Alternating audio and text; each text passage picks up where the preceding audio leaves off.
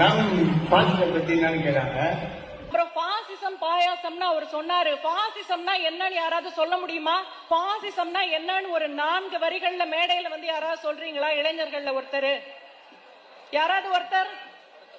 பாசிசம்னா அதாவது ஒரு ஸ்டேட் எடுத்துக்கோங்க, ஒரு ஸ்டேட்ல ஒருத்தர் தான் ஆட்சி பண்ண முடியும்.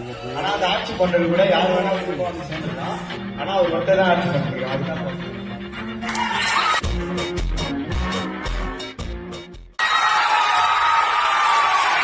மேம் இன்னொரு கொஸ்டின் கேட்டாங்க.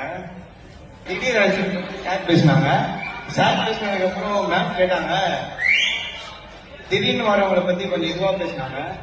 அதுக்கு ஒரு எக்ஸாம்பிள் சொன்னாங்க மேம். திடீர் அரசியல் பற்றி அவர் பேசினாரு. நீங்க என்ன புரிஞ்சுக்கிட்டீங்க? ஒரு கேள்வி கேட்கிறேன். இப்ப நீங்க ஒரு விமானத்துல போறீங்க. கிட்டத்தட்ட 50 வருடம் அனுபவம் இருக்கிற ஒரு பைலட் இருக்காரு. நேத்து தான் கத்துட்டு வந்த ஒருத்தர் இருக்காரு. யார் ஓட்டுனா நீங்க போவீங்க?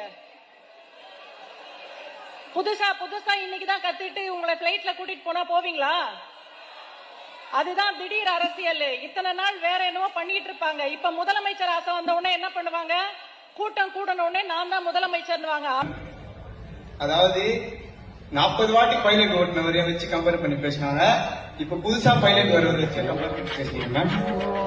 ஆனா அது அப்படி இல்ல மேம். புதுசா வரவங்க நம்ம ஏற்கணும்.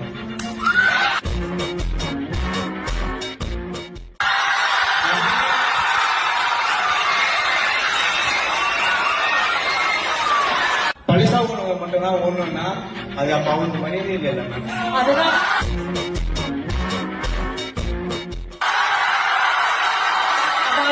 தேங்க்யூ. களத்தில்